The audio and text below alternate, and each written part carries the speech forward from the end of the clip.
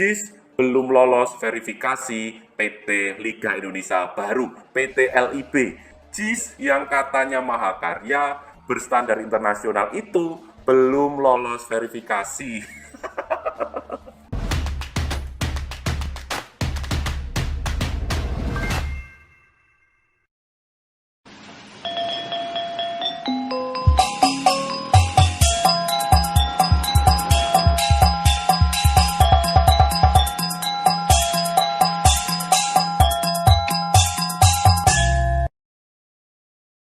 Jumpa lagi dengan saya, Lek Kotes. Curhat lagi ya.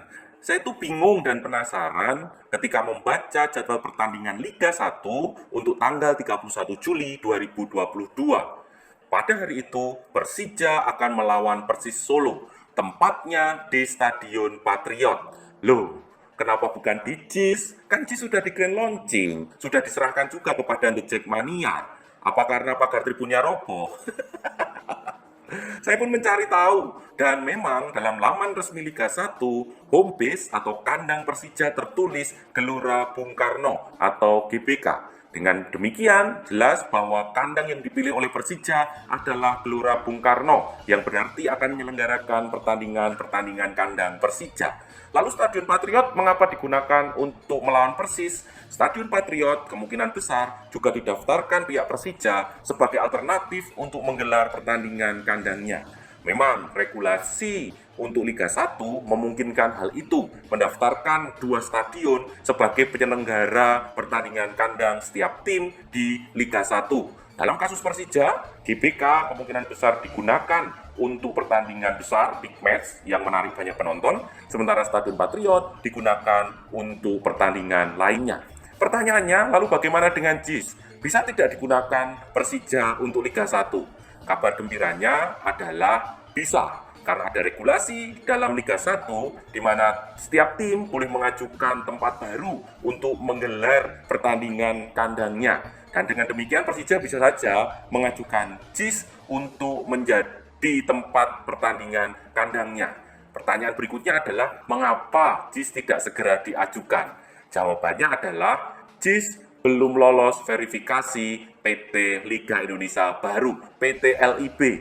JIS yang katanya mahakarya, berstandar internasional itu belum lolos verifikasi. Maka ini aneh dan maka saya lalu mencari tahu lebih dalam. Ternyata memang tidak cuma JIS yang belum lolos verifikasi. Ada beberapa stadion lain yang tidak lolos verifikasi PT LIB.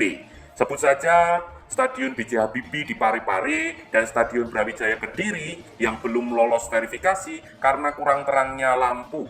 Ada juga Stadion Jatidiri Semarang yang lahan parkirnya kurang luas dan pengaturannya kurang baik. JIS sendiri belum lolos verifikasi karena arus keluar masuk pemain belum nyaman. Arus keluar masuk penonton juga belum aman dan nyaman. Itulah catatan yang diberikan oleh PT LIB kepada JIS. Catatannya memang minor sih kalau melihat bagaimana ketentuan stadion yang boleh digunakan untuk Liga 1. Ada banyak yang memang harus disiapkan, mulai dari lapangannya, bench pemain cadangan, kemudian ada tunnel, kemudian ada kursi penonton, ada tempat pers, dan lain sebagainya. Ada banyak sekali catatan yang dipunyai oleh JIS dari PT LIB itu, catatan-catatan yang mungkin tidak terlalu mendasar, karena menyangkut soal keluar masuk pemain dan arus keluar masuk penonton. Tetapi walaupun itu minor, walaupun itu sederhana, saya itu merasa terganggu. Kenapa merasa terganggu? Karena dalam pidato grand launching JIS kemarin, Anies Baswedan itu berulang kali mengatakan mahakarya atau berstandar internasional atau sebuah hal yang sepertinya luar biasa, megah dan mewah. Tetapi ketika diteliti, ternyata belum lolos verifikasi. Dan catatannya kan jadi bertambah loh. Karena ada pagar tribunnya roboh, catatannya tambah lagi. Dan catatan itu, walaupun minor, bagi saya penting. Kenapa penting? Arus keluar masuk pemain dan arus keluar masuk penonton itu merupakan hal yang penting untuk keselamatan tiap penonton, untuk keselamatan supporter yang ingin menyaksikan tim kesayangannya.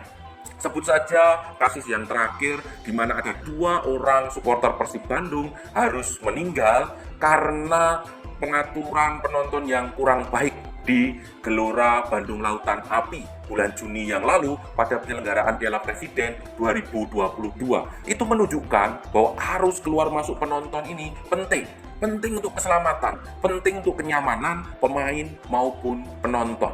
Yang muncul dalam pikiran saya kemudian adalah, apakah dulu saat membangun JIS hal seperti ini tidak dipikirkan?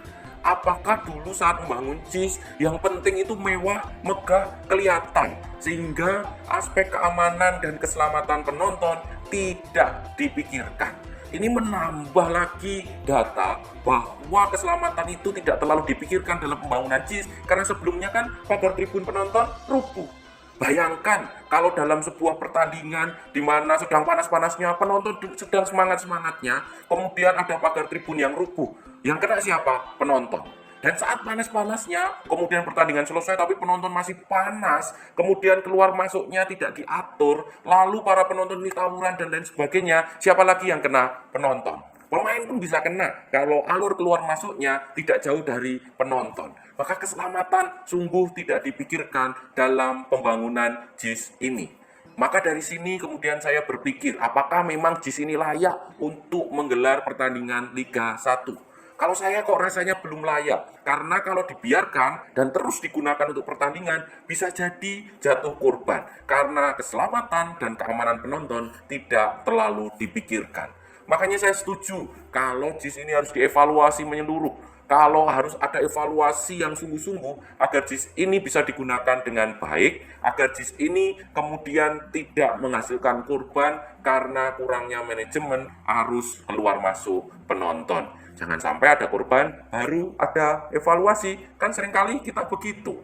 Makanya dievaluasi dan digunakan dengan baik juga. Ya, Persija gunakan GBK sama Patriot dulu lah. JIS nanti dulu aja kalau sudah dievaluasi. Ya sudah, itu curhatan tuh hari ini. Terima kasih sudah mendengarkan. Semoga berguna curhatan orang sederhana ini. Semoga mencerahkan dan bermanfaat bagi kemajuan Indonesia.